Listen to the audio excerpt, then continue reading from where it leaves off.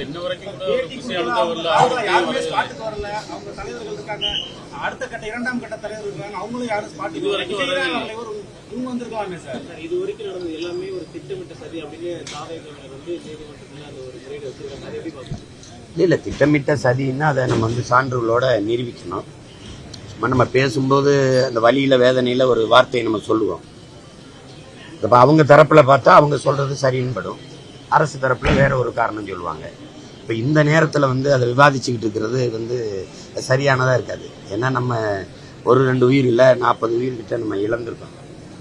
அவங்க இழந்தவர்கள் குடும்பத்தில் ஒருத்தனா நின்று தான் நீங்கள் இதை பார்க்கணுமே ஒழிய இதை போய் கருத்து பேசிட்டு ஏற்கனவே காயம்பட்டு இவங்க பாரு என்ன பேசிட்டு இருக்காங்க. அந்த சாவு வீட்டில் நின்று பார்த்தீங்கன்னா அந்த சாவு வீட்டில் இருக்கிற ஒரு மகனை நான் பார்த்தா ஐயோ ஐயா என்னையா பேசிட்டு இருக்கீங்கன்னு வரும். அந்த மனநிலையை தான் நீங்கள் இதில் பார்க்கணும். இது வரலாம், தம்பி வரலைனாலும் மற்றவர்களை வருவாங்க, வர சொல்லுவோம். மற்றவங்களை தம்பி புஷி ஆனந்தையோ ஆதவையோ வந்து பாருங்க ஆறுதல் சொல்லுங்கன்னு சொல்லுவோம். அது செய்வாங்க. அதெல்லாம் அப்படி ஒன்றும் ஒரு பெரிய அரக்கர்கள் ஒன்றும் கிடையாது. நம்ம பிள்ளைங்க தானே வருவாங்க.